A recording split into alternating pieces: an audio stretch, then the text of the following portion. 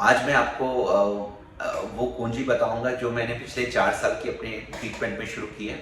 देखिए, शुरुआत में 25 years of my practice now, शुरुआत के 5 साल में it was very tough to treat a patient.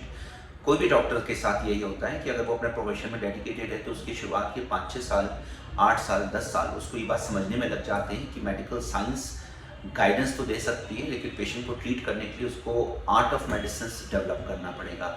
Art of medicine का मतलब हो गया जुड़ाव, इन्वॉल्वमेंट और पेशेंट के साथ वो रैपो जिसके अंतर्गत पेशेंट को ये फीलिंग आ जाए कि वो ठीक हो जाएगा और डॉक्टर का इन्वॉल्वमेंट इस हद तक हो जाए कि वो उसको ठीक करके ही छोड़ेगा।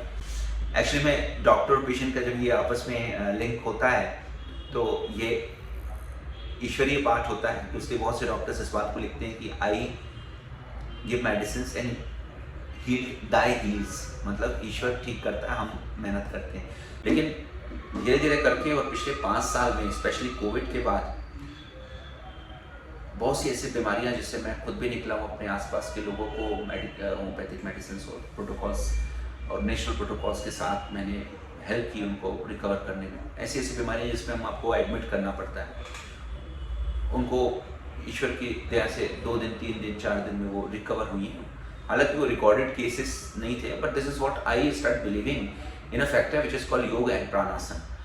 सो ट्रीटमेंट में अब योग और प्राणासन एक इम्पॉर्टेंट लाइफलाइन है हमारे सभी ट्रीटमेंट के रिजल्ट्स की।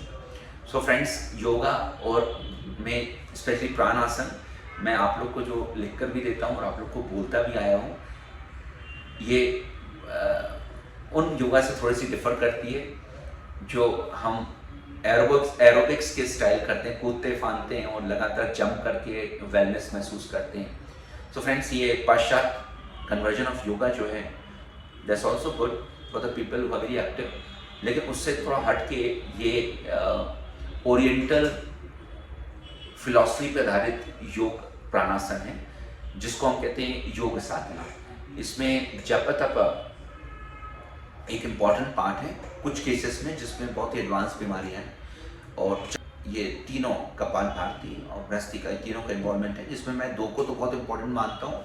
एक जिसमें आप सांस लें और छोड़ें, स्पेशली पद्मासन में बैठ पाए तो बहुत अच्छा है, जिसको लोटस पोजीशन कहते हैं, या सिंपल पालथी मार के भी बैठ सकते हैं। ये दोनों ही आसन इम्पॉर्टेंट है। और वज्रासन में कोशिश करिए कि जरूरत नहीं है इसको, वज्रासन में आप ध्यान लगा सकते हैं जिसमें पैर फोल्ड करके बैठते हैं।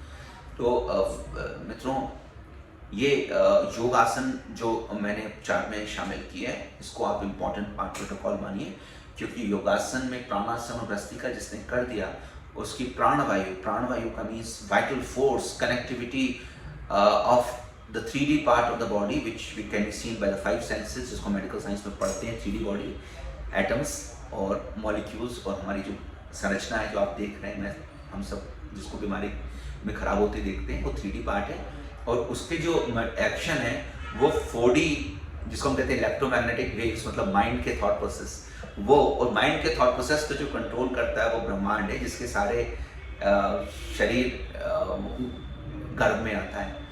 तो ये हायर वाइब्रेशंस, जिसको हमने साइंस में कहा है semi fluid quantum space, semi fluid time invariant quantum space, इसको हम कहते हैं 3D बॉडी या जो भी मटेरियल पार्ट है इस यूनिवर्स का, 4D इलेक्ट्रोमैग्नेटिक जो इंटरफेस है, जिसको माइंड थॉट प्रोसेस, जिसको माइंड कहते हैं।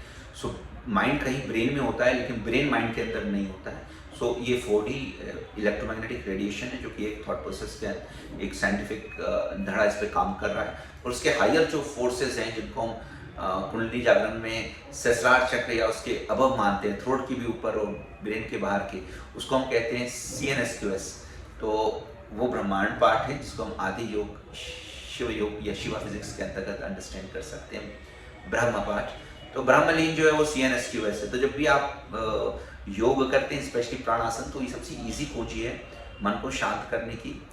मन शांत होगा तो 3D में वाइटल फोर्स का एक्टिवेशन बेहतर होगा, और मेडिसिन सारा काम होम्योपैथिक वाइब्रेशंस जो कि ड्रगलेस ड्रग्स होती हैं वो करती हैं।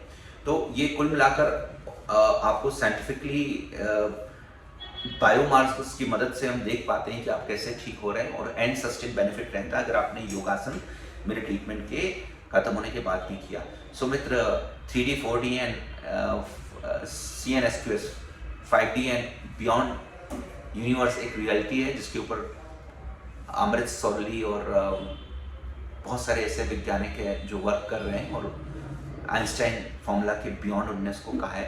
टेस्ला ने कहा है कि जिस दिन साइंस उन फिनोमिनास को एक्सप्लेन करे जो कि भौतिक नहीं है, उस दिन साइंस जो 100 साल में नहीं चल रही है वो 10 साल के अंदर चलेगी। तो अब साइंस की रफ्तार यही होने वाली है, इसलिए फ्यूचर योग जैसी क्रियाओं का है जो पतंजलि लिख कर गए सूत्रों का है, ड्रगलेस ड्रग्स का है। तो फ्रेंड्स ध्यान से आप योगा करिए, जो मैं लिखता हूँ वो ट्रीटमेंट का एक इम्पॉर्टेंट पार्ट है।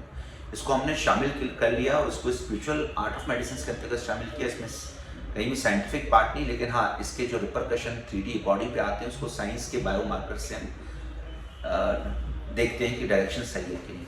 सो फ्रेंड्स मुझे आखिरी तक सुनने के लिए, मेरे विचारों में अपने समझने के लिए, और आपके बैठे अंदर ईश्वर जिसने धैर्य के साथ इसको सुनने का मौका दिया है, उन सबको मैं नमन करता हूँ। All the best.